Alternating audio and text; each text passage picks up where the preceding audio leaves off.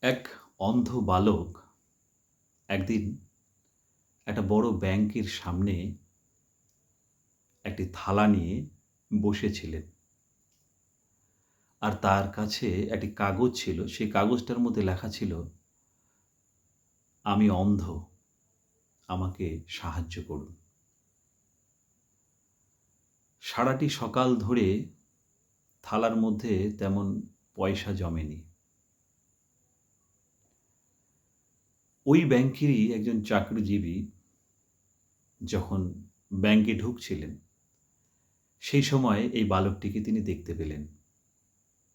তিনি এগিয়ে এসে বালকটিকে নিজের মানিব্যাগ থেকে কিছু পয়সা বের করে তাকে সাহায্য করলেন এবং তার কাছ থেকে ওই কাগজটি নিয়ে কাগজটার ঠিক উল্টো পিঠে কিছু লিখলেন এবং বালকটিকে এমনভাবে ধরিয়ে দিলেন যাতে সবাই লেখাটি দেখতে পায়।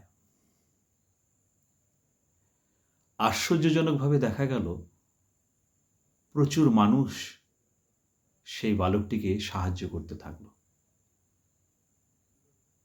অনেক মানুষ তাকে সাহায্য করছিল। বিকেলবেলা যখন সেই ব্যাংকার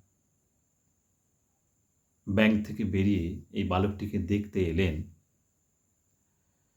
তখন বালকটি তার গলা চিনতে পেরে তাকে জিজ্ঞেস করলেন, "তুমি কি সেই মানুষ যে আমার কাগজের লেখাটি বদলে দিয়েছিলে? কি লিখেছিলে তুমি?"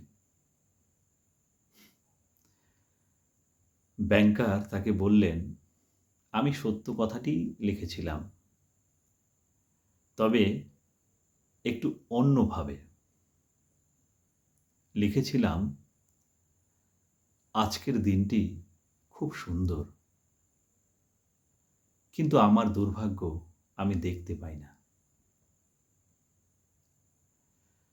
দুটি লেখাই কিন্তু প্রমাণ করে ছেলেটি অন্ধ। প্রথম লেখাটিতে প্রমাণ করে যে সে শুধু অন্ধ, আর দ্বিতীয় লেখাটিতে প্রমাণিত হয় বা মানুষকে জানানো হয়, আমরা খুব ভাগ্যবান যে আমি অন্ধ নই।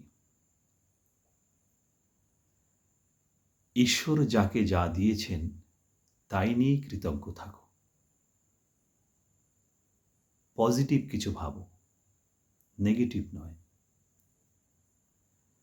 ঈশ্বর যখন তোমাকে কষ্ট পাওয়ার জন্য ১০০টা কারণ দিয়েছেন, তখন তুমিও দেখিয়ে দাও যে তোমারও খুশি থাকার ১০০০টা কারণ রয়েছে।